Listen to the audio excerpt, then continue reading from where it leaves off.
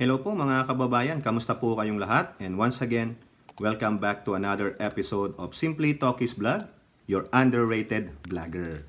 So, ang pag-uusapan natin mga kababayan ay interesting po, no? Nandiyan po si Attorney Harry Roque. At ganoon din po si Speaker Martin Romualdez. Siyempre, kung merong mga Saranatics, ipasok din natin si Martin Natics. At nandiyan po yung matinding kalaban ng mga Duterte na si Franz Castro. Kasi po may sinabi po siya, no? Pagsasama-samahin na natin itong mga personality na ito. Okay, pero bago po yan, i-flex ko po itong Haya Nature Resort. For more details, punta lang po kayo sa kanilang Facebook page. At ganun din po tayo po yung magpapasalamat sa lahat ng ating channel members, no? At ganun din po sa mga nanonood ng ating mga videos. May God bless you all. So, eto po mga kababayan, meron lang pong nagpasa sa akin ng video na ito. No, actually, ayaw ko na sanang anuhin ito, pero magbibigay lang po tayo ng ating 2 cents dyan sa mga pahayag po ng inyong butihing Attorney Harry Roque. Actually, yung isang video, hindi ko na po papakita sa inyo. Very cringy kasi. Minsang opinion nitong si Attorney Harry Roque. Ewan ko ba sa'yo, Attorney Harry Roque? Minsan, hindi ko alam kung nasaan ka talaga. Minsan, nandito siya sa pula. Minsan, nasa green. Hindi ko ano ba talaga? Baka naman basag ang itlog. Ayun ay mali. Sorry naman, Attorney Harry Roque. Sorry naman sa mga Roque Natics. Pasensya na kayo makababayan ha. Pag nasasabi nating mga Natics, siyempre, kanya-kanyang idol O parang ako, Marcos Natics. Kasi supporter po ako ng admin, no? Kung may magandang kay BP Sara Duterte, why not? Pupurihin natin siya. No? Paulit-ulit ko po itong sinasabi sa inyo. Ako po ay nasa gitna. Black is black, white is white is white. Mali, mali. Tama ay tama. Kapuri-puri, pupurihin. Kabati-batikos, babatikusin. Di ba, binabatikos ko nga po si Pangulong Duterte, sinuportahan ko yan. Di ba, napagkakamalan pa nga akong DDS. Hindi naman po ako DDS, kayo lang nagsabi nun. Marcos loyalist ka ba? Hindi rin po. Supporter lang po tayo, supporter. No? We are objective. We are rational. We are looking at things kung tama o mali. Ganun po. Kaya wag po kayong magalit sa akin. Pero kung kayo ay nasa kulto, wala na po akong magagawa dyan. Kasi alam nyo na po ang difference ng kulto sa supporter. Malaking difference po yan. No? Kung supporter ka, sometimes you have to do at irrational things. Kung mali na, dapat itama mo.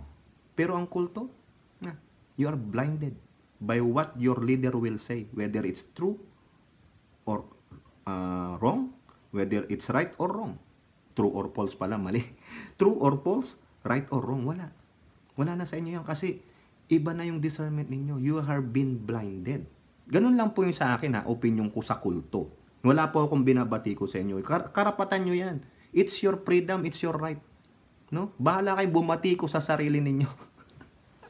Pero kung magtatampo kayo sa akin, magagalit kayo sa akin dahil nabatikos ko ang inyong mga idolo, pasensya naman po. Kasi may nakita tayong hindi maganda sa ginawang o sa pananalita nila. Kailangan natin silang batikusin, i-call out.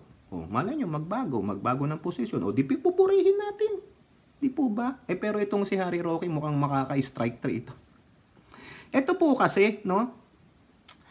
Courtesy of SMNI, yung party lang po, no? Kasi 14 minutes video ito, ayaw ko naman yan. Kukunin lang natin yung pinaka buod ng gusto niyang ipatungkol sa atin. No? Kukunin ko lang po yung 3 minutes to 32 seconds. So, pasensya na pa kayo kung mapapanood nyo ito, no? Kung ayaw nyo mapanood, balikan nyo na lang. Labas muna kayo, balik na lang ulit kayo sa op-ed natin. Eto po, no? Pasensya naman po. Pag pinukul nyo si Inday Sara, pinupukul din nyo ang kanyang ulo na si PBBM. Parang hindi nila nare-realize yun na package deal itong Uniteam Kaya nga Uniteam ang inilek Kaya kapag ikaw ay pinukul mo yung isa, apektado rin yung isa. Pero siyempre, dahil mahirap ang buhay at inamin naman talaga yan ni PBBM, kaya rin bumagsak ang resulta ang trust at approval rating ni PBBM. At syempre, kasama rin niya yung kanyang kapartner. Kaya nga po ako, nananawagan ako. Matagal pa pong eleksyon. Huwag po natin sirain yung pagkakaisa dahil yun yung ating mensahe ng eleksyon. Hello! Ako po umakyat sa kaparehong entablado from north to south ng Philippines. Anong sinabi natin? Ang sinabi natin, kinakailangan magkaisa para malutas ang lahat ng problema. Bakit niyo po sinisira ang pagkakaisa dahil sa inyong ambisyon lamang? Huwag naman po. O ayan po, mga kababayan, hindi pala 3 minutes. Yun na po yung buod eh. Hindi na po natin itutuloy kasi yung kumbaga, pinakita lang muna yung pinaka main point niya. Tapos, ayun na, yung pinakasimula nun, yung answer and question portion. Yan po yung show nila dyan sa nation building, no? Ayoko pong sabihin yung pangalan. Alam nyo na siguro yan. Ayun, no, nakikita nyo naman. Pasensya naman, sabi ko sa inyo, 3 minutes, pero hanggang 52 seconds lang pala. Okay. So, yun po, no, si Attorney Harry Roque, wag naman nating pagsabihan ng masama, no? As much possible, we will respect them, no? Para rin respeto sa kanilang mga fans. Mamaya, meron na naman magtampo sa akin. Ikaw naman, Tokes, ang harsh mo naman. Bakit?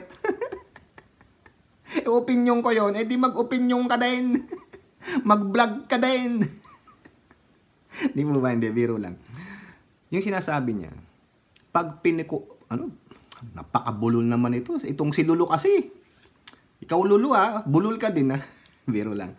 Pag pinukol nyo daw po si VP Sara Duterte, ay pinupukol nyo na rin ang ulo na si PBBM. Ay, ganun pala yun. Kasi uniteam. Siya nga daw po umakyat sa entablado. Oo, nakita nga namin yung panay nga ang sayaw mo. Macarena ba yun? Ano ba sayawin yung sayaw niya? Macarena. Macarena ba yun? Para ka nag-horsey. Do you like to ride a horse? Di po ba? Kaya parang there's something. Ano daw ang ginagawa nyo? Bakit nyo daw kasi pinupukol ng bato si Sara? Di pinupukol nyo na rin si PBBM. Kaya daw po bumaba ang mga rating sila kasi inamin daw ni PBBM na masama ang economy ngayon. Oo, masama nga, 'di ba? Dinagdagan pa ni Sara ng confidential fund. Lalong bumaba. Ang tanong, sino bang pumupukol? Kayo. 'Di ba? Tandaan ninyo. Hindi ba parte ng unit team si Martin? Hindi ba parte ng unit team si Mig Subiri? Di ba si Martin sa Lakas CMD kung saan nandoon previously si Sara? Di po ba? Si Mig Subiri, senador under unit team. Ngayon, what happened? Sino ang sumisira ng unit team? Attorney Harry Roque. Sino ang nagsimulang sumira sa unit team? Is it the Marcos loyalists? Or those pretending to be a Marcos loyalist? Or yung mga ayaw sa Marcos na nandyan ngayon sa kampo mo o sa kampo ninyo ng mga DDS? Alam mo, Attorney Harry Roque, kung sino ang natutuwa dito? Kasi may nabasa po akong article. Wasak na ang unit team. Sino nagsabi niyan? Dilawan. Nagtagumpay po sila. Yan ang hindi nakita ng unit team. Ng Marcos loyalist at ng diehard Duterte supporter. Kayo nagsiraan. Kayo nagpukulan ng bato. Parang kumuha kayo ng bato na ipinukpok ninyo sa mga ulo ninyo. At ang nagwawagi dyan ay ang dilawan. They are slowly building their portfolio ba yun? Yung kanilang mga resume for this upcoming national election. Yung midterm election. Sinasabi mo, pag pinukol si Sara, napukol na rin si BBM. Bakit? In general term ba yan? Hindi lang ba yan sa mga anti-Sara o anti-Duterte yung sinasabihan mo? Why don't you reflect it to yourself? Kasi sinabi mo, unity team. Tanungin mo, hindi ba parte ng unity team yung binanggit kong dalawa? Yung isa sa Kongreso, yung isa sa Senado? Di po ba? Tama, mali. Lakas CMD carried Sara Duterte on their party. Di po ba? Sabi mo, naggamitan silang pareho. Why? They're still part of the unity team. Pero sinong unang sumira? At pag bumabato ang mga Saranatics o Duterte fans sa administrasyong ito kay Pangulong Bongbong Marcos, marami dyan. Mga DDS, vloggers, pinupukol ang Pangulong Bongbong Marcos. Pinupukol ang mga miyembro ng unity team. Do you think hindi nila sinisira? Hindi nila pinupukol si Sara? Tindihin ninyo. Yang kinaroroonan mong istasyon, si dating Pangulong Duterte, tinitira nyo si Martin. Di ba party siya ng unity? Don't you think that pag pinukol nyo siya, tinatamaan din si Sara at si Presidente? They are part of the unity. Because those first two, PBBM and Sara Duterte, are the heads of the unity. Ang pagpukol sa mga miyembro ng unity ay parang pinukol mo na rin yung 1 and 2. Hindi lang tungkol kay Sara ito. It's all about the entire unity. Pero wasak na eh. Because of the likes of this, some of the DDS vloggers, where they considered them mga fake, some of those anti-Marcos sentiments that are in the camp of Sara Duterte, na nagkalat sa social media ang mga post. Di ba nga meron pa dyan mga nagtatrabaho sa Office of the Vice President that are so critical of the Marcos administration? Di ba pagpukol yan sa Presidente? Hindi pa rin ba yan tatamaan ang VP Sara Duterte? Kung hindi convenient sa inyo, hindi nyo sasabihin? Di po ba? Eh ngayon na-expose ang VP Sara Duterte because of this confidential fund, idadamay nyo ang Presidente. Sana sinabi mo rin, ang pagpukol kay PBBM ay pagpukol din sa Sara Duterte at pagpukol sa buong unity. Sana ganun din ang sinabi mo. O kung meron ka man doon, kasi hindi ko natapos eh. Correct me if I'm wrong. If you really want to have this unit team intact, batikusin nyo yung mga bumabatikos sa gobyerno. Bumabatikos kayo ng tama. Hindi. Kung ano lang yung convenient sa inyo, yun ang gagawin ninyo. Pinoprotektahan nyo si Sara. But sometimes it's wrong. Nagsasalita kayo para kay Sara. Sometimes it's wrong. Kasi yung pa ang nakakasira sa BP. Why don't you just shut up your mouth, focus on the whatever issues? Bayaan nyo po ang BP ang siyang lumaban sa laban niya. Against this, mga kumakalaban sa kanya. The likes of Makabayan Black.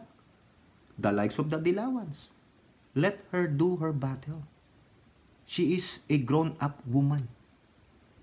She is probably a good leader. Because she showed it in the time na si ay mayor sa Davao. Diba?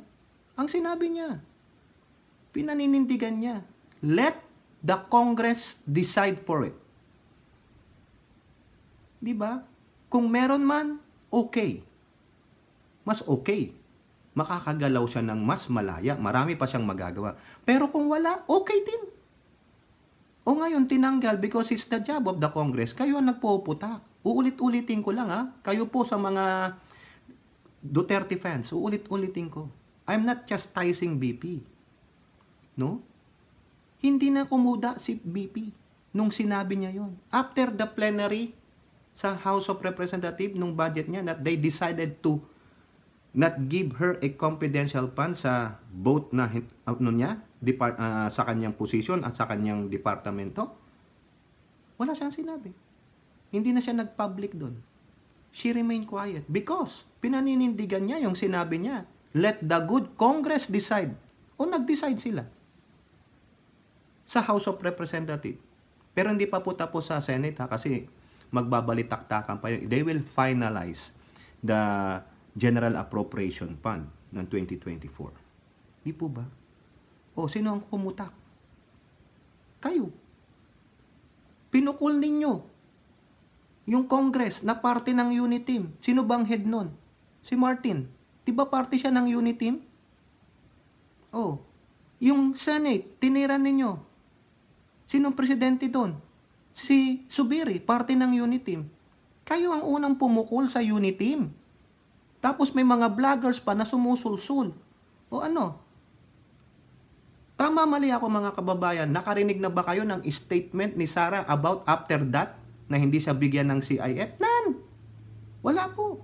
Ano ginawa niya? O syempre, siguro nilay-nilay siya, umakyat siya ng bundok, bumili siya ng halaman, o ginawa niya trabaho niya sa DepEd, ginawa niya trabaho niya bilang BP. But she never talk about the CIF. Di ba? Sabihin, alam ba ni BP ang pinagagawa niyo? Nahayaan niya lang kayo? Sa bagay, karapatan nyo yan. At wala rin control sa inyo si BP kasi it's your freedom. It's your right. Alam pa lang sabihin ni BP yan. Probably, you guys in that nation building station, you took the initiative to fight for her. Ang tanong dyan, sanction ba yan ng BP? Ibig sabihin, pag sanction niya yan, then she doesn't have a mouth to fight for what she wants? Diba? Kayo, naging mouthpiece, sa palagay nyo ba? Didingging kayo ng Kongreso? They just did their job because it's their mandate. Now, nung hindi kayo napagbigyan, ito na naman kayo. O, lalo na yung tatay. O, may nag-blurt out pa ng masama. O ngayon, na in limbo si dating Pangulong Duterte. Because, naging kayo, emotional. Di po ba? O ngayon, sinong nasisira? Eh di si BP, birihin nyo, tinulungan nyo pa siyang bumagsak dahil sa inyo? Di po ba? Tama mali ako. Kaya, Harry Roque, kung ikaw, tama na yung ganyan. Ang gawin ninyo, help her to build her image again. Kasi 12% is big drop. It's a double-digit loser ka. How do you recuperate for that? Paano kayo makakabawi? Di po ba? So far, siya pa rin ang leading sa projection sa 2028 election. Di ba? Pero may mga certain issues na wala rin siyang mga statement. Missing. At ang mga tao nagsusulat. Tapos babawi ka ng ganito. Ang pagpukol kay Sara Duterte ay pagpukol kay BBM. Ganun ba? Hindi na siya pwedeng pukulin. Hindi na siya pwedeng batikusin. Ano yun? Pagsupil sa karapatang pagpapahayag. Tama, mali. Dapat sinasabi nyo rin yan sa sarili nyo. No? Look at to the mirror. Yung bang sinabi ko hindi mag-boomerang sa akin? Siguro pag kinausap mo yung sarili mo sa salamin, sasabihin mo nandun sa kabilang parlor, mali ka, Hari. Mag-boomerang sa'yo yung sinabi mo, saka sa mga kasamahan mo. Eh bakit kayo pag pinupukol nyo si PBBM, hindi pa pagpukol yan kay Sara? Tama, mali. Kasi party sila ng unity. Di ba ang dami dyan? Ulitin ko, mga kababayan. Sa mga social media accounts ng mga DDS. Ang dami. Akala mo mga anti-Marcos, which is really true. Some of them are anti-Marcoses. Tapos sasabihin nyo, natulungan ni Sara si PBBM. Ano naitulong ni PBBM kay Sara? Ang dami rin po. Tingnan nyo na yung nangyari doon sa pagpunta nila sa libingan ng mga bayani sa pag-alaala kay Yumaong Apulakay. Nung undas.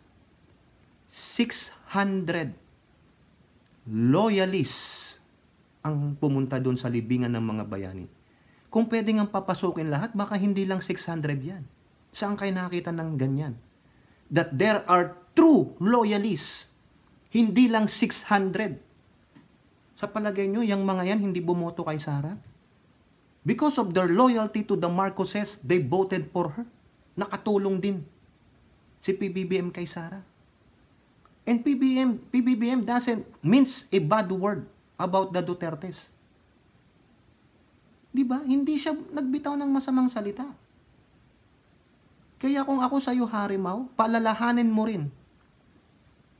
Kaya kung ako sa'yo, Attorney Harry Roque, paalalahanan mo rin ang mga DDS na bumabatikos kay PBBM. Paalalahanan mo rin ang mga DDS na sumisira sa kanyang First Lady. Hindi po ba? Hindi lang kay Sara. Kung ititreat mo ang unit team, it's also a vice versa. Laging may ka-reciprocate yan. Bakit si Sara lang? Di po ba?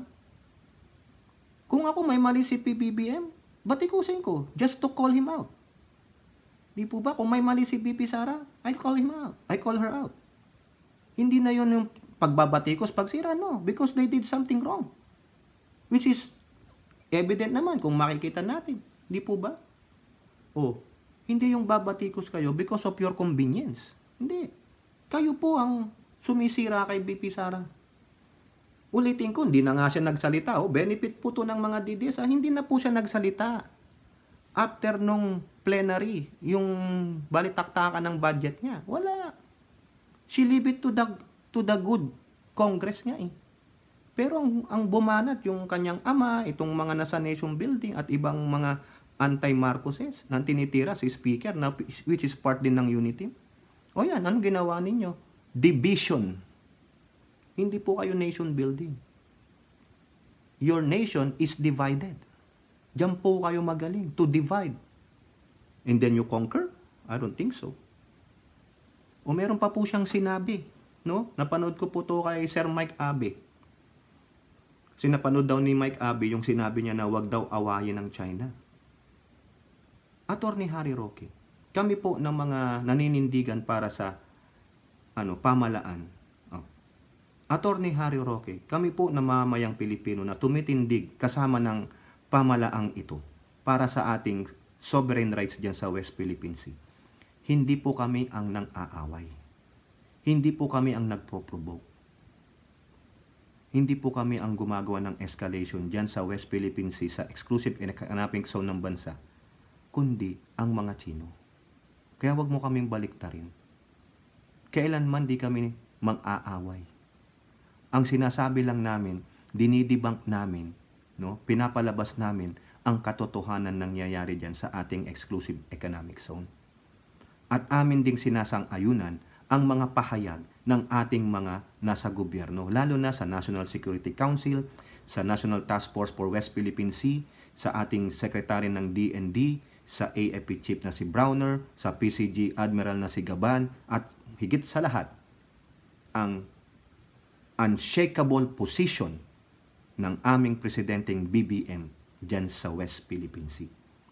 Tulad ng sinasabi ko, I stand with President Bongbong Marcos dyan sa West Philippine Sea. Hindi kami nang aaway. Ang Chino ang nang aaway. Ang Chino ang nagpro-provoke. Hindi po kami. Umayos ka. Kayo lang ang nang aaway kasi you're disseminating a misinformation or the disinformation in favor of China. You don't have any stand against them, but instead, you're protecting them. You're defending them. Nasaan ka? Pilipino ka ba talaga? Ha? O ikaw, kapitbahay pa man din kita, taga-Bataan. May pamilya akong mga taga-Bataan. Ha? Magandang bayan ng Bataan, mga kababayan. Kapitbahay po namin yan, sa Olongapo. Di po ba? O, kapitbahay tayo, Harry Roque. Kaya please, no? Salita ka ng tama. Okay? O eto pa po. O, mang-aasar na lang tayo dito, mga kababayan. Dadagdag ko to, ha? Pasensya naman po, ha? Doon sa mga DDS dyan, no? Hindi po natin binabatikos ang mahal na BP Sara Duterte. Yun pong mga nakikisawsaw yung parang may gusto silang mangyari sa 2028, no? Parang suportahan kong BP, sisip-sip ako para may posisyon na ako, ganito. Let's check kayo. No? O eto po, sasama ko na to, aasarin ko na lang kayo. Romualdez, no? Sa Manila Bulletin. Romualdez continues to draw praise from Mindanao Congressman. Oy! Harry Roque, Mindanao daw, Congressman. Taga Mindanao ka ba? Solons from the far south continued to shower House Speaker Martin Romualdez with praise in connection with the results of Octa Research 2023 third quarter survey. Kasi di ba umangat siya ng 6%. Naging 61% na siya sa performance rating niya. Ang trust rating niya umangat din ng 6%, naging 60. Average, di ba? Lanao del Sur 1st District Representative Sia Alonto Andyong and Sarangani Lone District Representative Steve Chong Bian Solon were the latest among Mindanao Solons to attest to Romualdez's commendable leadership of the chamber. The survey has unveiled a substantial and noteworthy 6-point surge in the performance rating of none other than our distinguished speaker. Ayun po ang sabi ni Representative Andyong. This remarkable development is a testament to the discerning judgment of the Filipino people who have not only acknowledged but celebrated the unwavering dedication and tireless commitment displayed by Speaker. Yan ang sabi niya. It serves as a resounding vote of confidence and an unequivocal seal of approval both for the dynamic leadership of Speaker Martin and for the institution that is the House of the People. Ayan naman pala eh. Di ba ang galing-galing naman ito? Si Sarangani representative naman. Throughout the year, he has championed cornerstone bills in economic reforms, education, and public health. He has consistently demonstrated his ability and dedication for driving positive change through effective legislation. I have the pleasure of knowing Speaker Martin during my tenure and he is an intelligent, professional, and decisive lawmaker. Ayun po ang sabi ni Lone District ng Sarangani na si Chong Bian. Okay, so taga Mindanao po sila, no? Pero ang sasabihin po dito ng iba, kayo ba naman palamunin ng pera ni Speaker? So maganda dyan, yung mga sabi-sabi nyong pinalamon, ganito, buksan ng libro, mag-file na po kayo ng request, no, sa ombudsman para imbestigahan sila. Yan, ilabas nyo yung libro. Pinakain ba kayo ng pork barrel ni Martin? Ilabas ninyo. For the meantime, syempre, itong mga congressman, the way they look at it, dun sa leadership ni Speaker Martin, kapuri-puri. Di pupurihin nila. Sasabihin yung pagsisip-sip, bahala na po kayo. No? Pang-asar lang natin yan. Na marami po ng mga mambabatas, no, na pinupuri si Martin Speaker. Si Speaker Martin, no? Doon po kasi nakikita nila, no? Ito pa sa Abante. Speaker Romualdez pumatok rating dahil sa gera versus hoarders. Pagtabla sa confidential fund. Naku, bakit yun na naman sinama itong confidential fund? Marami na naman pong magagalit sa inyo. Grabe naman tong mga to. Kasi bakit nyo inaangat pa yung confidential fund? Ayaw na ayaw nilang maririnig yan, no?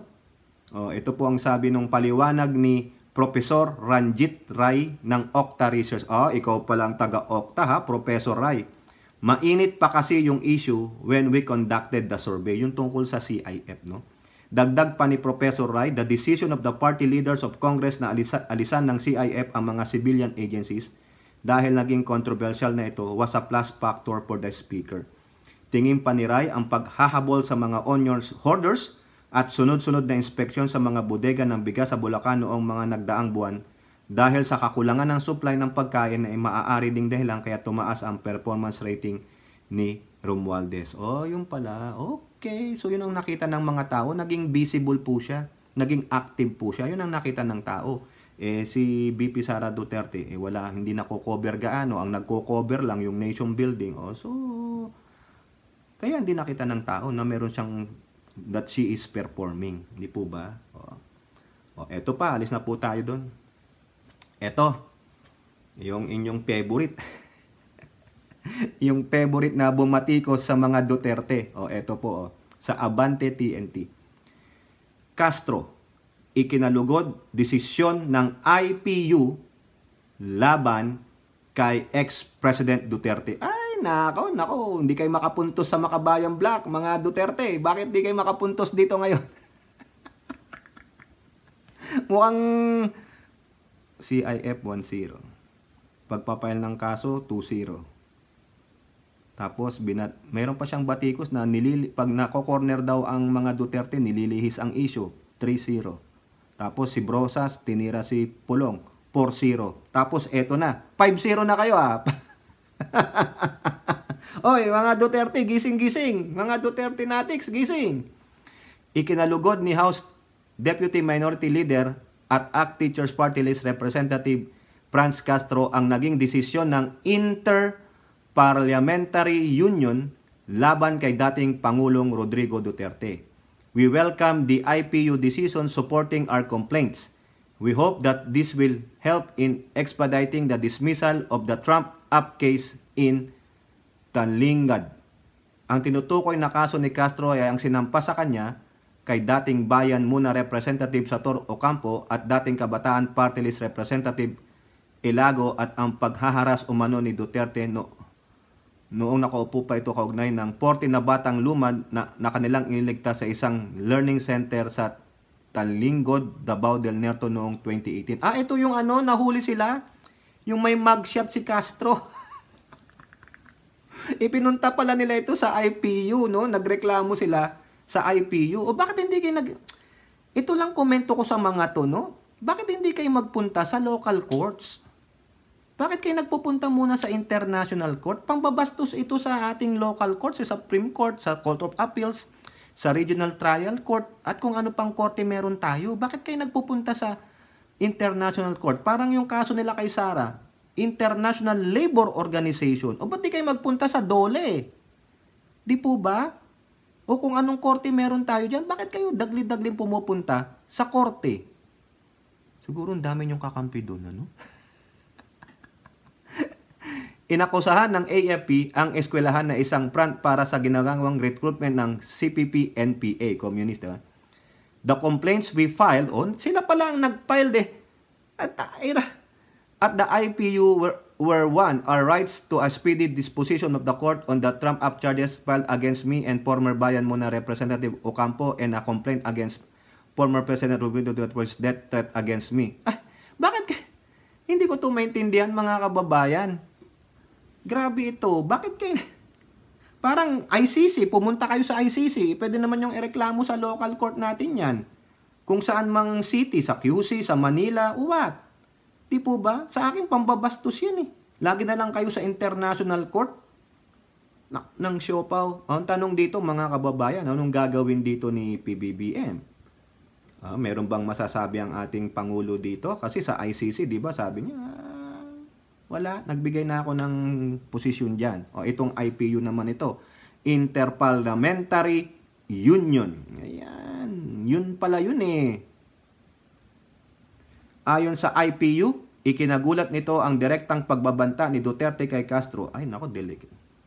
Mukhang kasi sabi lang naman, France eh. Ang daming pangalang France.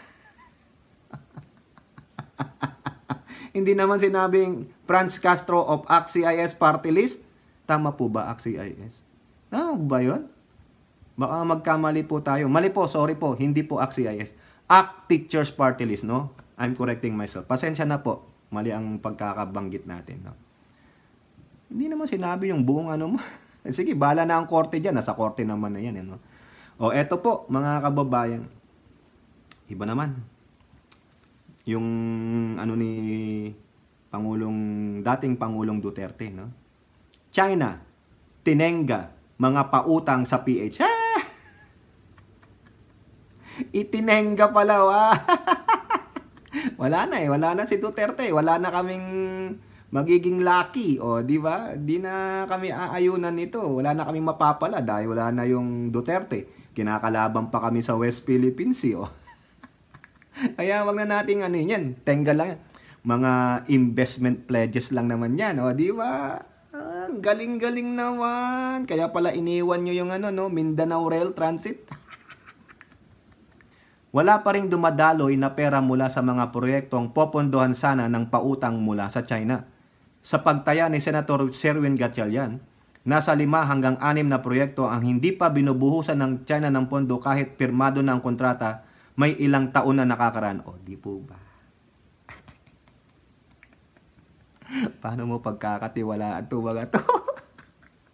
Kaya ako duda ako dun sa pag-uusap ni Ambassador Jaime Flor Cruz eh.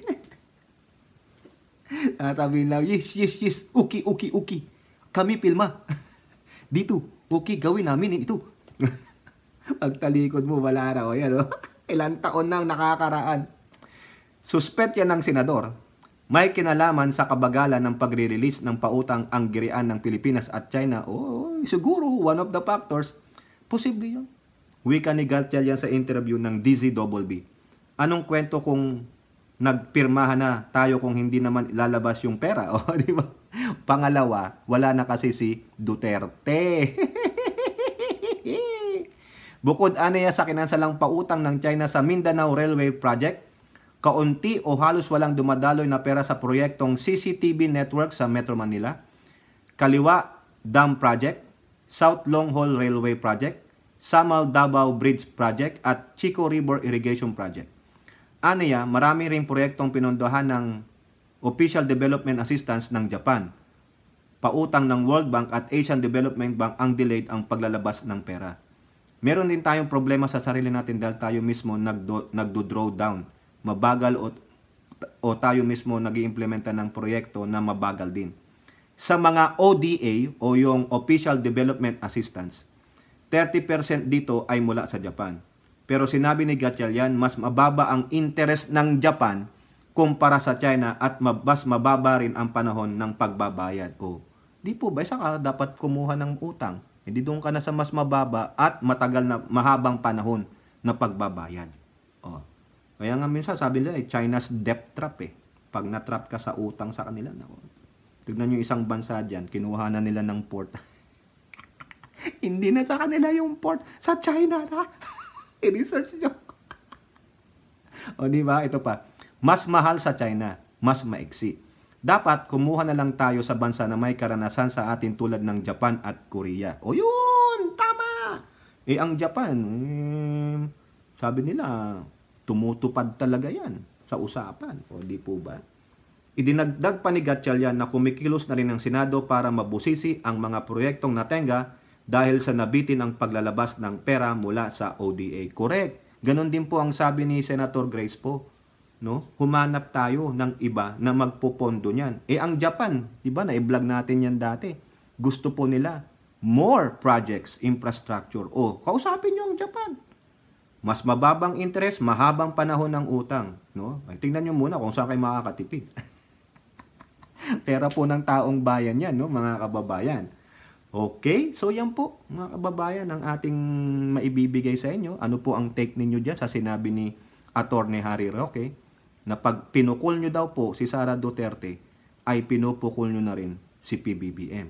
O di ba dapat baliktarin mo rin yan, Harry Roque? Ipaalala mo rin yan sa mga kakampi mo. Ipaalala mo rin yan dun sa mga nagtatrabaho sa Office of the Vice President na anti-Marcoses. O, di ba sinasabi nga, sabi nga nung isa he is really weak.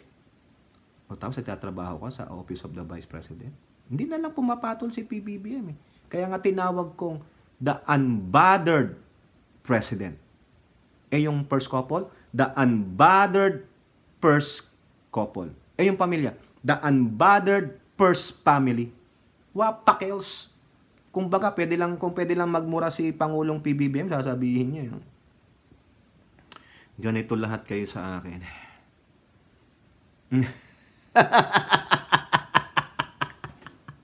PBBM, maglagay ka nito.